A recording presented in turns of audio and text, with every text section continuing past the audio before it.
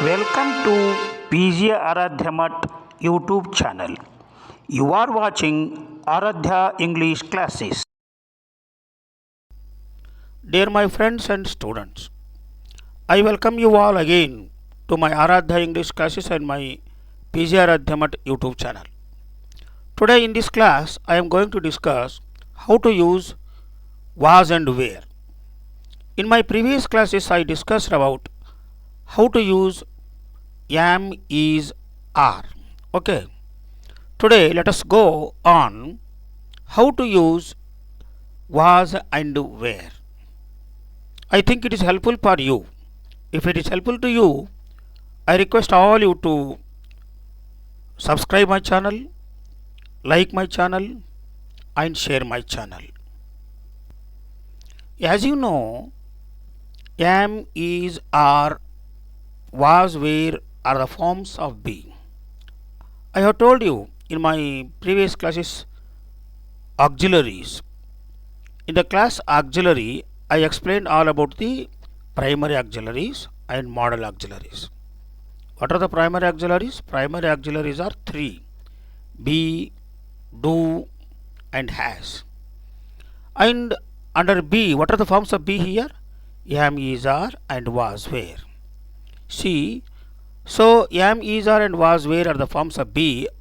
We have learned about am, is, are, am, is, are. Now today in this class let us discuss on was, where, how to use was and where, and what is the agreement between the subject and helping verb, and what is the helping verb. It is the agreement between the verb and the helping verb. Okay, let us start. Agreement between subject and helping verb, and agreement between helping verb and verb. We should know. So if the subject is singular and if the subject is plural, what would be the helping verb, and what is the form, what would be the form of verb. This is called agreement. Okay, let us go on the chapter now. See, in this class let us discuss on how to use was and where. See, in my previous class we have discussed how to use is and are and am, but today in this class let us discuss on was and where. Okay, here look at the yellow box here. Was and where are the forms of be, because you should know what are the forms of be here, because the question is that fill in the blank with the correct form of be. If the question is like this, you should know the forms of be. ಬಿದ ಫಾರ್ಮ್ಗಳು ಏನು ಅಂತ ನಿಮ್ಗೆ ಗೊತ್ತಿರಬೇಕಾಗ್ತದೆ.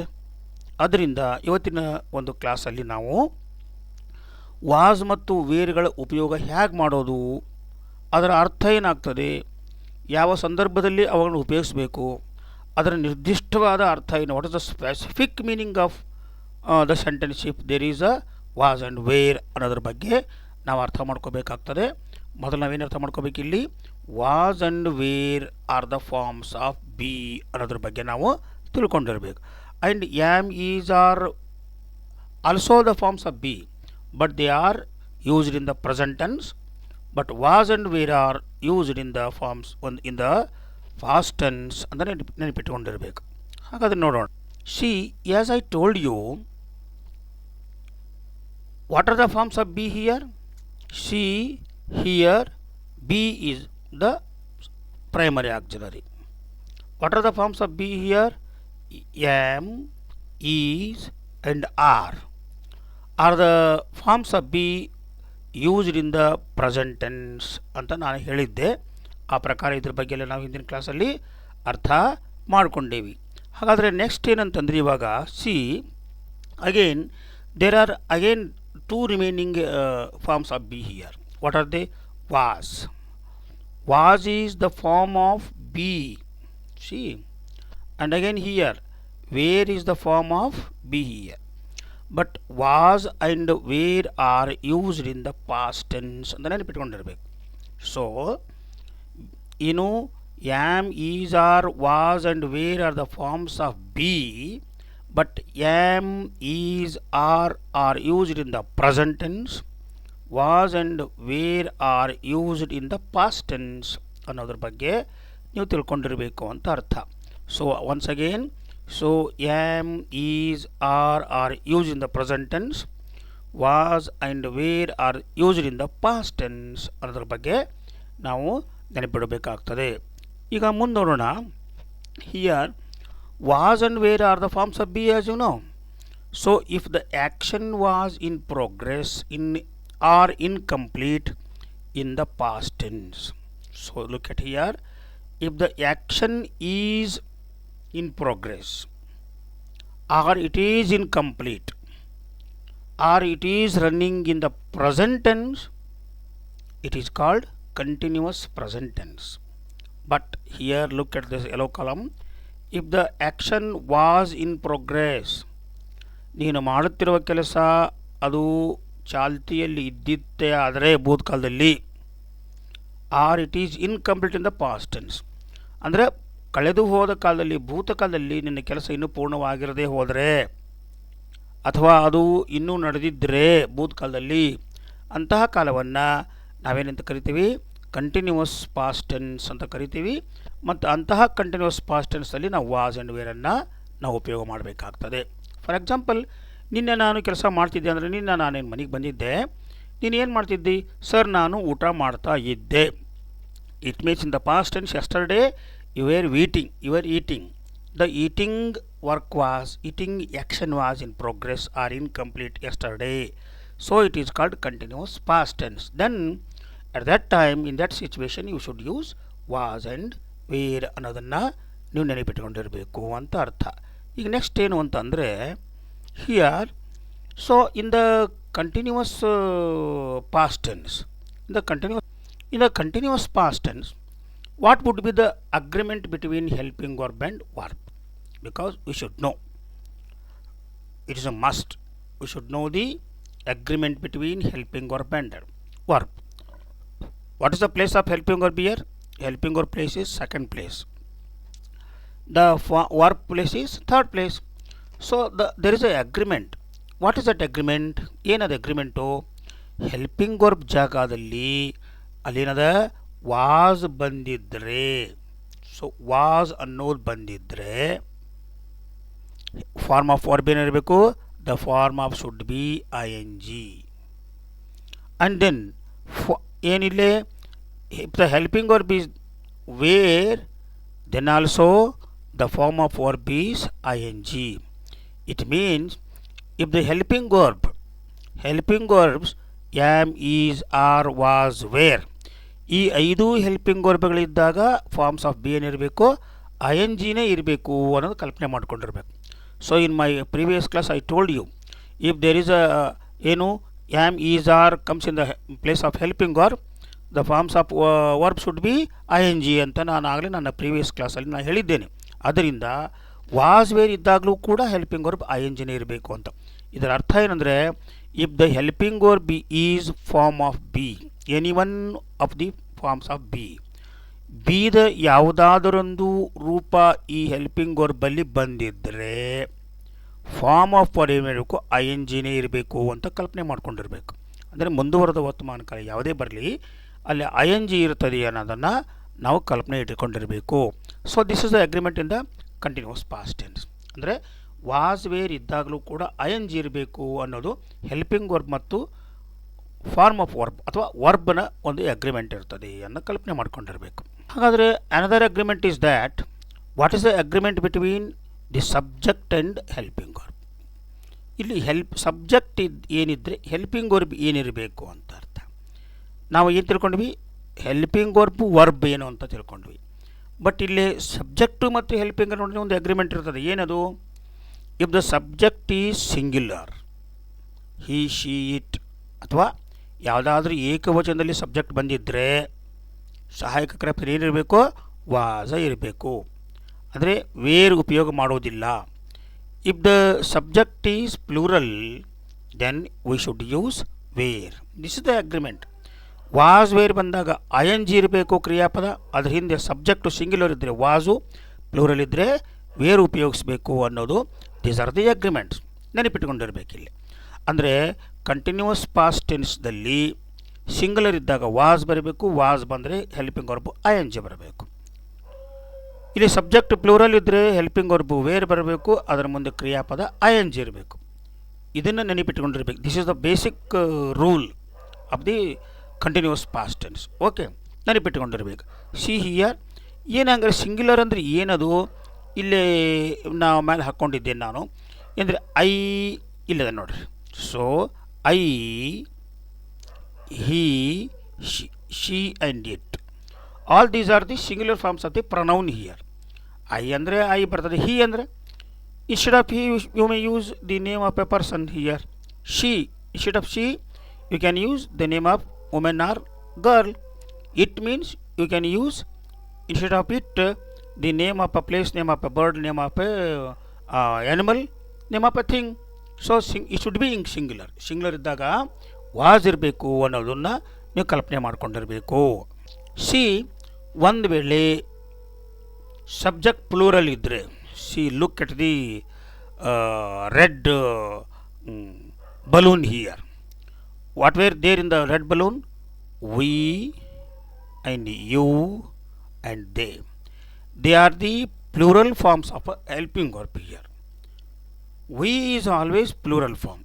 Okay, and you is also always it's a plural. They is also the plural. If the helping verbs, if the subject is in the plural, so then what should be the helping verb here? Where ಅನ್ನೋ helping verb ಅನ್ನು ತಗೋಬೇಕು ಅನ್ನೋ ಕಲ್ಕೊಂಡಿರ್ಬೇಕು. ಇದರ ಅರ್ಥ singular form ಇದ್ದರೆ look at the blue balloon here.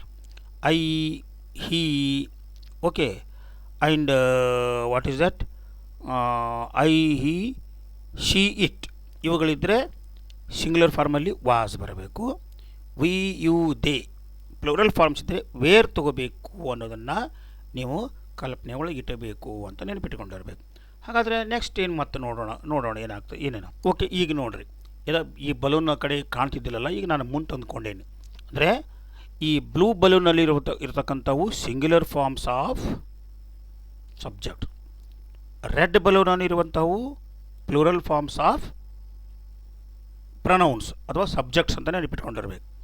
So he, she, I, he, she, it ಇದ್ದಾಗ was ಬರಬೇಕು, ಇಲ್ಲದ ನೋಡ್ರಿ Vasu.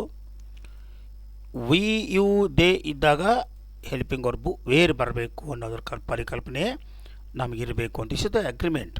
Okay, so let us see. ಈಗ ನೋಡ್ರಿ, ಇಲ್ಲಿ ನೋಡ್ರಿ ಸಿಂಗ್ಯುಲರ್ ಇದೆ ಇಲ್ಲ, he, I, he, she, it ಇದೆ ಇಲ್ಲ. ಒಂದೊಂದು ನೋಡ್ರಿ, ಐ ವಾಸ್, ಹಿ ಇದ್ದಾಗ he was, or Ravi was, the boy was, girl was, student was, cat was, horse was, like this. She means girl was, Seema was, women was, like this. It means the cat was, the elephant was, like this. Okay, these are some examples of a singular forms here. Here look at the plural forms here. We were, you were, and they were, like this. People were. Okay, the teachers were, British were, like this. So these are the examples of a plural forms ಅಂತ ನೆನಪಿಟ್ಕೊಂಡಿರಬೇಕಾಗ್ತದೆ. See, let us start the examples now. See, as you know, there are the 5 places in the word order: subject, and the helping verb, and the verb, and object, and WWP. It means word with a preposition. Because ನಾವು ಏನು ಹೇಳ್ತೀನಿ ಅಂದರೆ, ಈ subject, helping verb, object, WWP ಇವುಗಳನ್ನು ನೀವು ತಲೆ ಒಳಗೆ ಇಟ್ಕೊಂಡಿರಬೇಕು. ಈ ವರ್ಡ್ ಆರ್ಡರ್ ಎಲ್ಲಿವರೆಗೂ ಬರ್ತದೆ ಅಂದರೆ, ನೀವು ನೋಡಿರಿ, ಕ್ವಶನ್ ಟ್ಯಾಗ್ ಮಾಡಬೇಕಾದಿರಬೇಕು, WH ಕ್ವಶನ್ ಮಾಡಬೇಕಾದಿರಬೇಕು, ಮತ್ತು ಎಸ್ ಆರ್ ನೋ ಕ್ವಶನ್ ಮಾಡಬೇಕಾದಿರಬೇಕು, ಆಮೇಲೆ ಆ್ಯಕ್ಟಿವ್ ವಾಯ್ಸ್, ಪ್ಯಾಸಿವ್ ವಾಯ್ಸ್ ಮಾಡಬೇಕಾದಿರಬೇಕು. ಎಲ್ಲ ಕಡೆಯೂ ನಿಮಗೆ ಇದು ವರ್ಡ್ ಆರ್ಡರ್ ಅನ್ನೋದು ಕಲ್ಪನೆ ಇರಲೇಬೇಕು. ಅದು ಗೊತ್ತಿದ್ರೆ ನೀವೆಲ್ಲ ಮಾಡ್ತೀರಿ. ಆದ್ದರಿಂದ ವರ್ಡ್ ಆರ್ಡರ್ ಅನ್ನೋದ್ರ ಬಗ್ಗೆ ನೀವು ನೆನಪು ಹಾರಬಾರ್ದು. ಮೊದಲನೇ ಜಾಗ, ಎರಡನೇ ಜಾಗ, ಮೂರನೇ ಜಾಗ, ನಾಲ್ಕನೇ ಜಾಗ ಯಾರಿಗೆ ಅದ ಅಂತ ಅನ್ನೋದನ್ನು ತಲೆಗೆ ಇಟ್ಕೊಂಡಿರಬೇಕು. ಸೊ ಅದೇ ರೀತಿ ನಾವೇನು ಮಾಡ್ತೀವಿ ಇಲ್ಲೇ, according to the word order let us take some examples here. So let us start with I here. See what is the subject place, what is there in the subject place here? I. I is there in the subject place. And what is there? Because as per the agreement, if there is a I in the subject, what should be the helping verb? Was.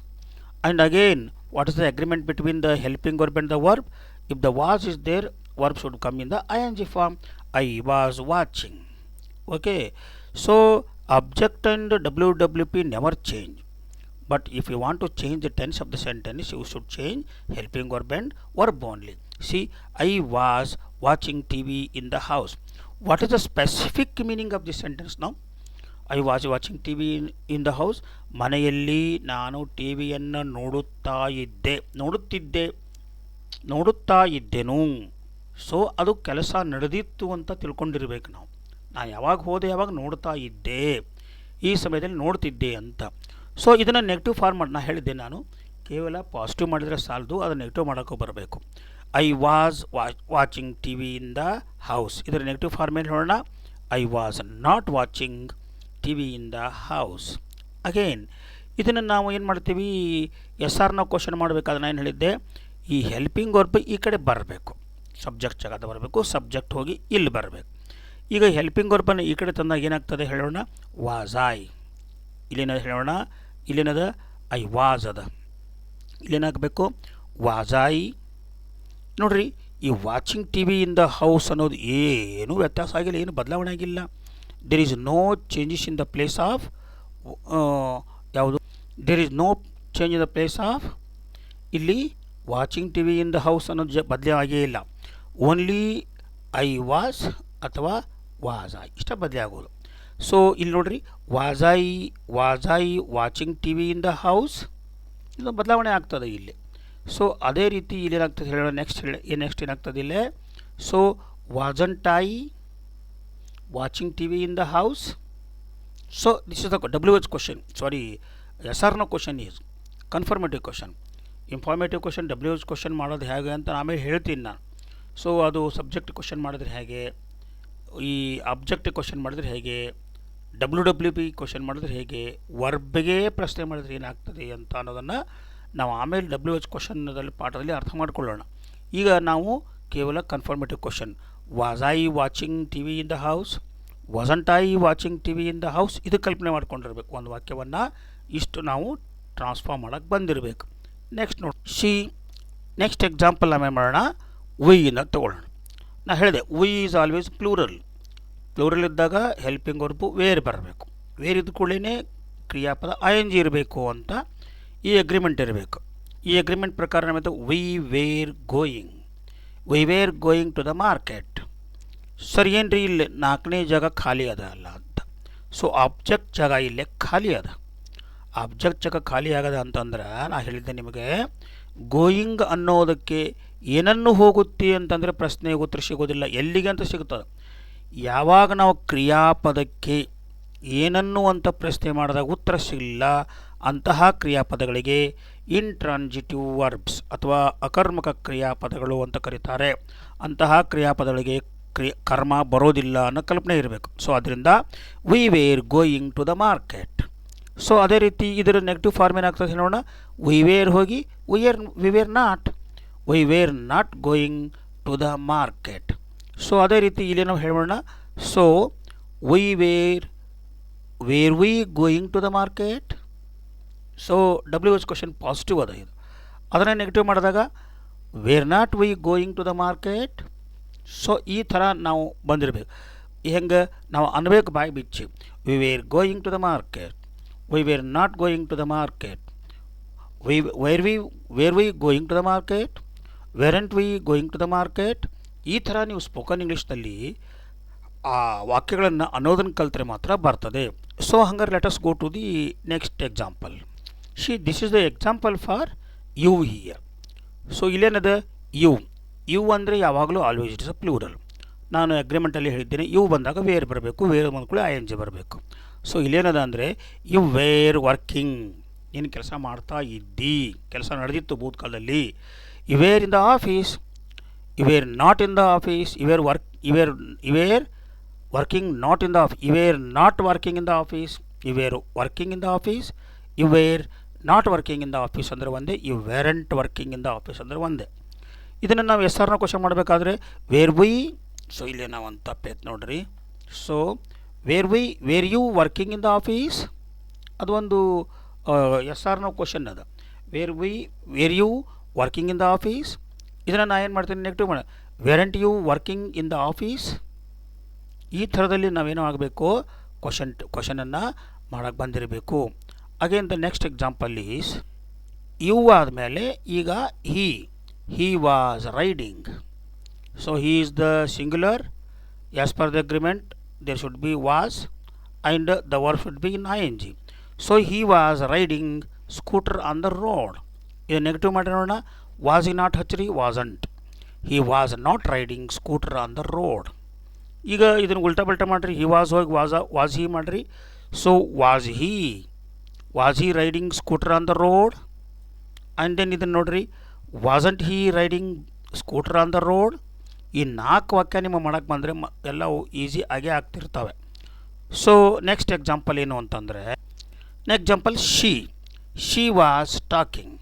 ಅವಳು ಮಾತಾಡ್ತಾ ಇದ್ಲು, ಅಂದರೆ ಭೂತಕಾಲದಲ್ಲಿ ಕೆಲಸ ನಡೆದಿತ್ತು. The work was in progress in the past tense ಅಂತ ಅರ್ಥ. So she was talking in to her friend. ಅವಳ ಗೆಳತಿ ಜೊತೆಗೆ ಮಾತಾಡ್ತಿದ್ಲು. Here is object in the place of object.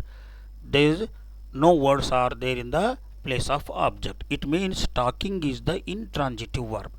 ಅಕರ್ಮಕ ಕ್ರಿಯಾಪದ ಇದೆ ಅಂತ ತಿಳ್ಕೊಳ್ಬೇಕು. ಟಾಕಿಂಗ್ ಅಂದರೆ ಏನನ್ನೂ ಮಾತಾಡ್ತೀಯಾ, ಹೌದು ಯಾರೊಂದಿಗೆ ಮಾತಾಡ್ತೀಯ ಅಂತ ಕೇಳ್ಬೋದು. ಆದ್ದರಿಂದ ಟಾಕಿಂಗ್ ಟು ಹರ್ ಫ್ರೆಂಡ್ಸ್ ಅನ್ನೋದು ಟಾಕಿಂಗ್ ಇಲ್ಲಿ ಇಂಟ್ರಾನ್ಸಿಟಿವ್ ಆಗಿರೋದ್ರಿಂದ ಆಬ್ಜೆಕ್ಟ್ ಪ್ಲೇಸಲ್ಲಿ ಏನು ಬಂದಿಲ್ಲ ಅಂತ ಅರ್ಥ. ಅಂದರೆ ವಾಕ್ಯವನ್ನು ಆಬ್ಜೆಕ್ಟ್ ಇಲ್ಲದೇನೆ ನಾವು ಸಂಪೂರ್ಣ ವಾಕ್ಯವನ್ನು ಮಾಡ್ಬೋದು ಅಂತ ಅರ್ಥ.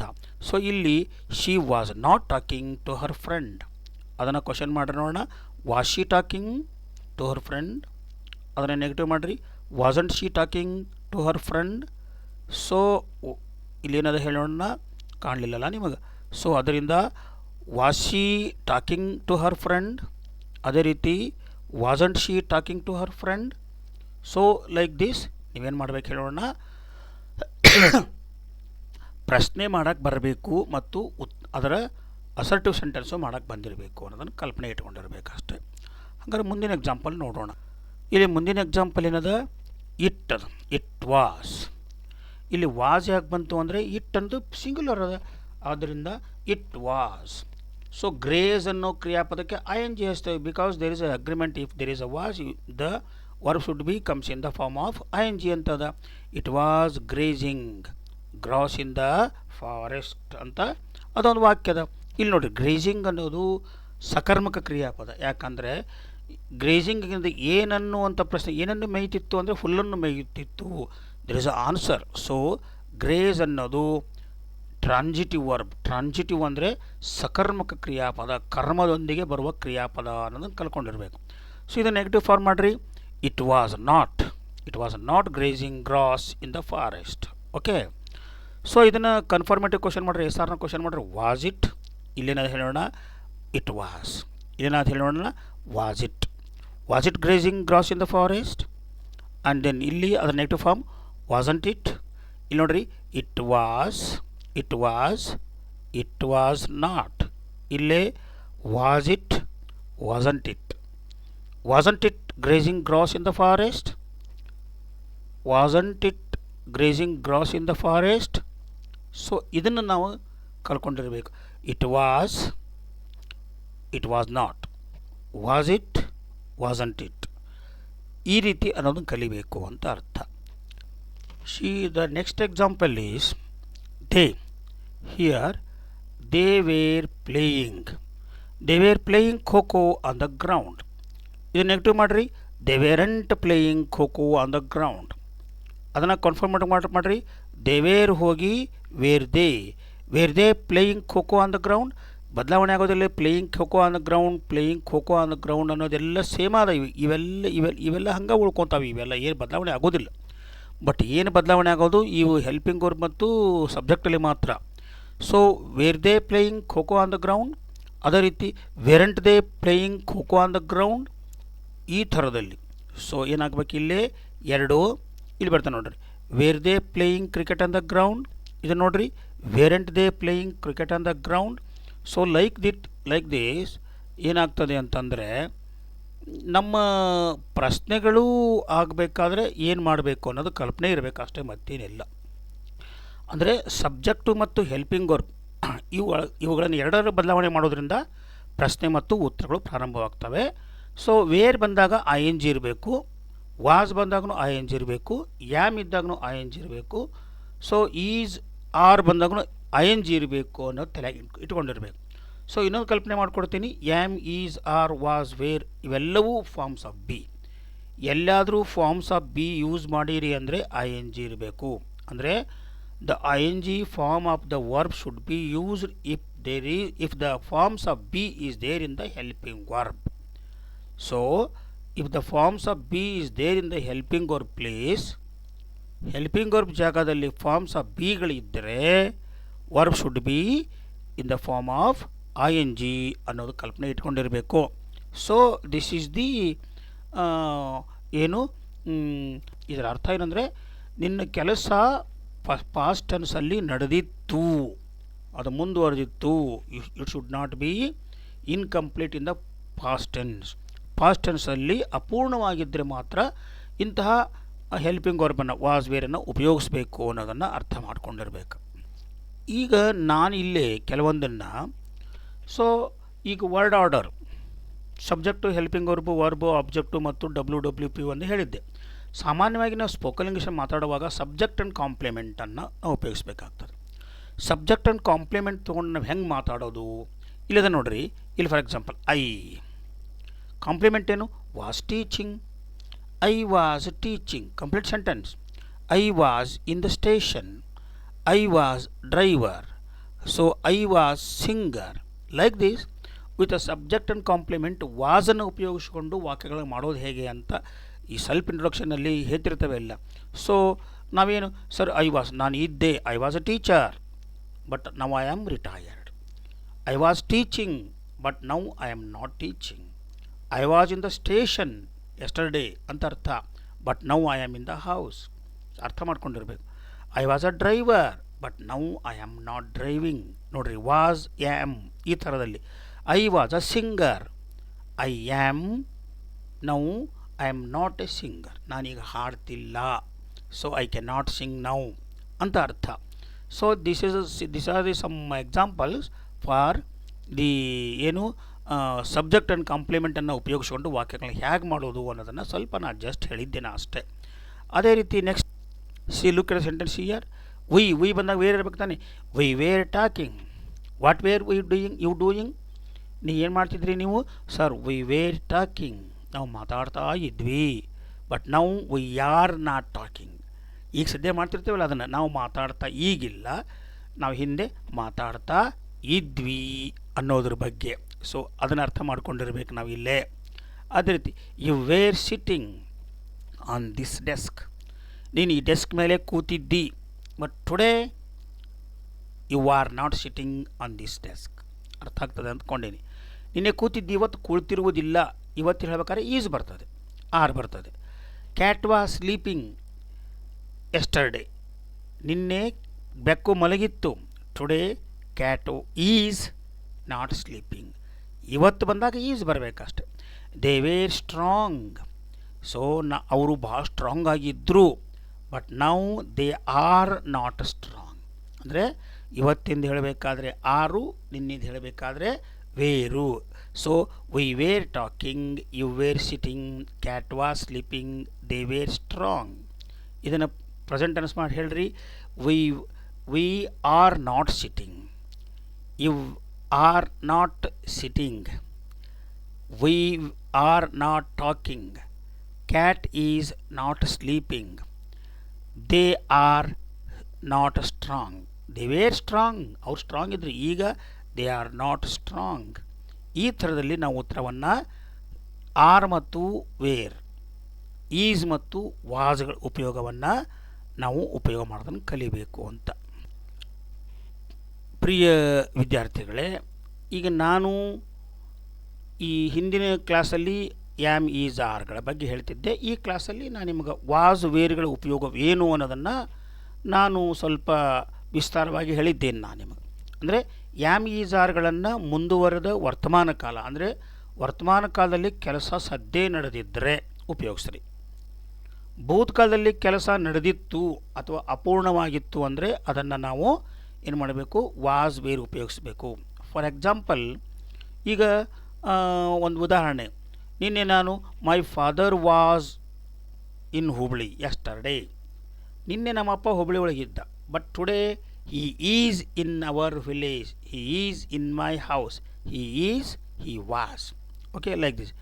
British were ruling our country. ಬ್ರಿಟಿಷರು ನಮ್ಮ ದೇಶವನ್ನು ಆಳ್ತಿದ್ರು. Today we are ruling our country. ನಾವು ನಮ್ಮ ದೇಶ ಆಳ್ತಿದ್ದೇವೆ. Were and are, like this you should practise was and wear. ನೀವು ಪ್ರಾಕ್ಟೀಸ್ ಮಾಡ್ಕೋತಾ ಹೋದರೆ ವಾಸ್ ವೇರ್ಗಳ ಉಪಯೋಗ ಹೆಂಗೆ ಆಗ್ತದೆ ಗೊತ್ತಾಗ್ತದೆ.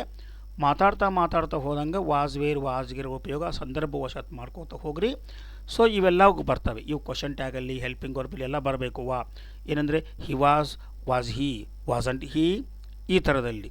So we were weren't we, ಈ ಥರ. They were they, weren't they. So ಈ ಥರದಲ್ಲಿ ಉಪಯೋಗ ಮಾಡ್ಕೋತಾ ಹೋದರೆ ನಿಮಗೆ ವಾಸ್ ವೇರ್ಗಳ ಉಪಯೋಗ ಅರ್ಥ ಆಗ್ತದೆ ಅಂದ್ಕೊಂಡಿದ್ದೇನೆ. ಈ ವಿಡಿಯೋದಲ್ಲಿ ನಿಮಗೆ ನಾನು ವಾಸ್ ವೇರ್ಗಳ ಉಪಯೋಗ ಹೇಳಿಕೊಟ್ಟಿದ್ದೆ. ಬಹುಶಃ ನಿಮಗೆ ಅದು ಅರ್ಥ ಆಗ್ತದೆ ಅಂತ ಕಾಣ್ತದೆ. ಮತ್ತೊಮ್ಮೆ ಮೇಲೆ ಈ ವಿಡಿಯೋ ನೋಡ್ಕೋತಾ ಹೋದರೆ ನಿಮಗೆ ಅರ್ಥ ಆಗ್ತದೆ. ಆದ್ದರಿಂದ ವಿಡಿಯೋ ನೋಡಿರಿ. ಮತ್ತು ನೋಡಿದ ಮೇಲೆ ಈ ನಮ್ಮ ಚಾನಲ್ಗೆ ಸಬ್ಸ್ಕ್ರೈಬ್ ಬಟನ್ ಹಾಕಿರಿ, ಪ್ರೆಸ್ ಮಾಡಿರಿ. ನಾನು ಯಾವ ವಿಡಿಯೋ ಅಪ್ಲೋಡ್ ಮಾಡ್ತೇನೆಯೋ ತಕ್ಷಣವೇ ನಿಮಗೆ ಆ ನೋಟಿಫಿಕೇಷನ್ ಬರ್ತದೆ, ಅದನ್ನು ನೋಡ್ಬೋದು. ನಿಮ್ಮ ಇಂಗ್ಲೀಷನ್ನು ನೀವು ಇಂಪ್ರೂವ್ಮೆಂಟ್ ಮಾಡ್ಬೋದು.